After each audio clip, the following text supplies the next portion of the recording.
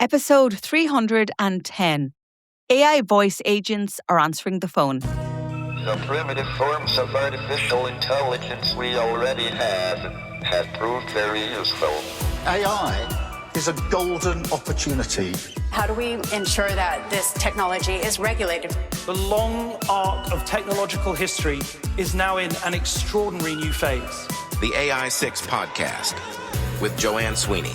A new report from AI Voice Research found that enterprise voice agent deployments grew 340% year on year, with 67% of Fortune 500 companies now running AI-powered voice production systems. Hello, and you're very welcome back to AI6. I'm Joanne Sweeney, on a mission to upskill 500,000 people in AI in just 6 minutes a day. Thank you for tuning in. The global voice agent market hit $47.2 billion last year, growing at a compound rate of 34% a year. So what's the cost? Well, a voice AI agent runs at around 7 to 12 cents per minute, a fraction of what a human call handler costs. If you're not sure what a voice agent is, let me explain. An AI voice agent is a system that can hold a real-time phone conversation with a human. So not a menu where you choose press 1 for sales, 2 for marketing. You actually have a two-way real-time conversation. It listens, it understands, and it responds in a voice that sounds human, all in about a second. It works in 3 layers.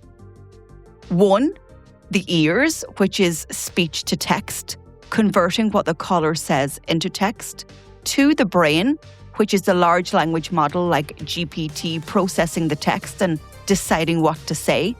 And then 3rd, the mouth, the voice, which is text to speech, turning that response back into spoken words. The entire loop happens in under a second. If it takes longer than about 800 milliseconds, the conversation starts to feel unnatural, so the technology is optimized for speed. So how are businesses and organizations using voice agents? Well, there are 2 main categories, inbound and outbound.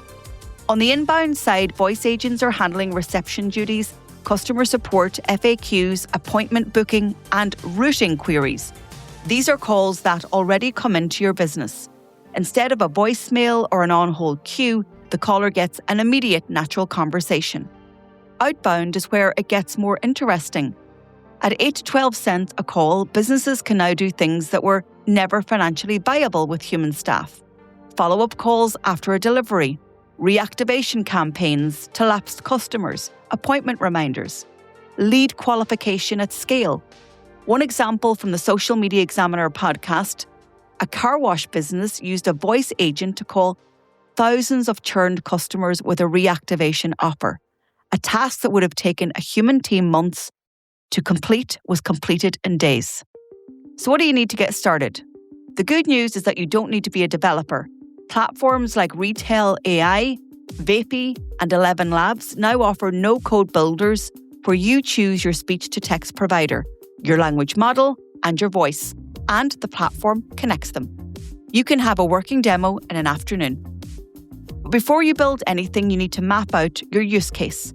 What type of calls do you receive? What are the most common questions? What actions should the agent take?